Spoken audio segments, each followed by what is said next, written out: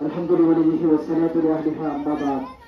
প্রিয় দুঃখিত মুসলিম তাওহীদ জনতা, আপনারা সকলে অবগত আছেন আমরা আজকে কি জন্য মাঠ হয়েছি, রাজপথে আমাদের স্লোগান কি ছিল এ সম্পর্কে সকলে অবগত আছেন। আমরা আজকে বিক্ষোভ মিছিল পূর্বক সমাবেশ থেকে শ্রদ্ধার সাথে স্মরণ করছি ফিলিস্তিনের সকল মুজাহিদিনদেরকে, যারা ফিলিস্তিনের পবিত্র ভূখণ্ড রক্ষার জন্য নিজের জীবনকে বিসর্জন দিয়েছেন। আমরা আজকে বিক্ষোভ পরবর্তী সমাবেশ থেকে আমাদের দেশের অন্তর্বর্তী সরকারের প্রতি জাতিসংঘের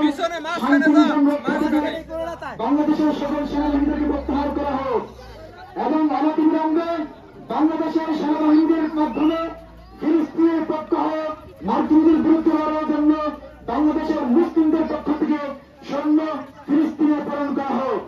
আমরা অন্তর্বর্তীকালীন সরকারের কাছে বিনীতভাবে অনুরোধ করছি, যদি বাংলাদেশের কোন সৈন্য পাঠাতে না পারেন আমাদের মতো সাধারণ মুসলমানদেরকে সামরিক প্রশিক্ষণ দেওয়ার ব্যবস্থা করে দেন। আমাদের আমরা ফিলিস্তিনের পক্ষে লড়াই করতে চাই। আমরা জাতিসংঘের প্রতিবদ্ধতায় যুদ্ধবিরতির মানুষ তামাশা দেখতে চাই না। ফিলিস্তিনের মুসলমানদের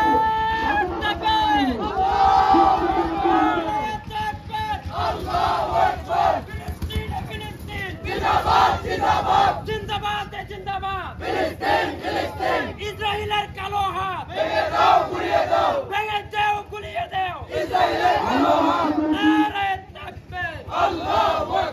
আমরা লক্ষ্য করেছি রমজানের পূর্বে যুদ্ধবিরতির অনুমতি মধ্যস্থ করা হয়েছিল। এটা গোটা পৃথিবীর পরিবেশ মুসলমানদের সাথে ভারতাদি ছাড়া আর কিছুই না।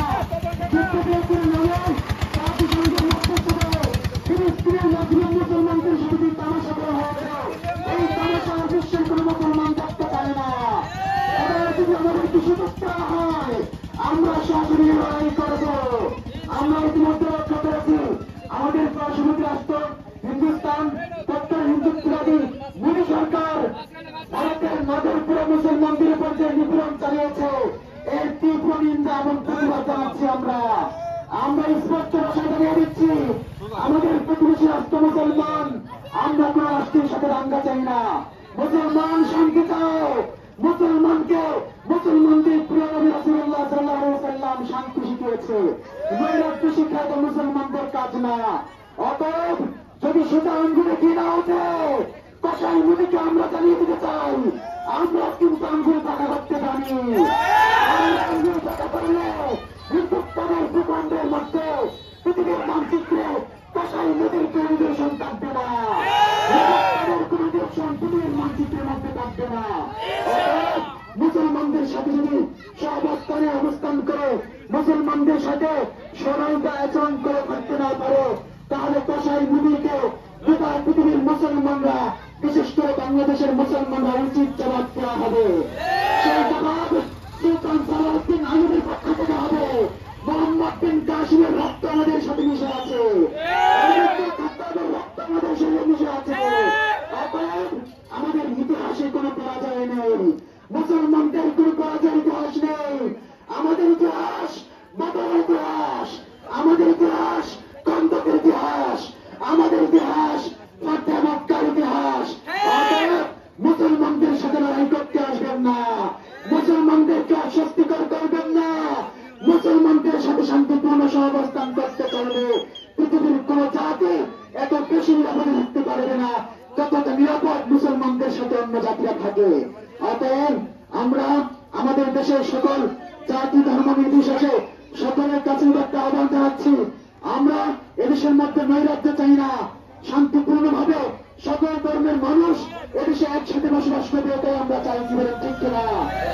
কিন্তু আমি স্পষ্ট ভাষায় বলে দিচ্ছি, আমাদের দেশকে শান্তিপূর্ণ রাষ্ট্রের কেউ যদি অসুস্থিত করতে চায়, কেউ যদি অশান্তিপূর্ণ পরিবেশ সৃষ্টি করতে চায়, কোন মুসলমান বরদাস্ত করবে না, কোন মুসলমান বরদাস্ত করবে না।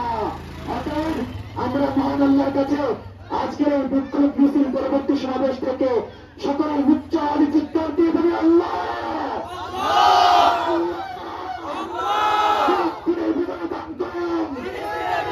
রমজানের ভিতরে কি আমরা আল্লাহর কাছে ফরিয়াদ করবো, আল্লাহ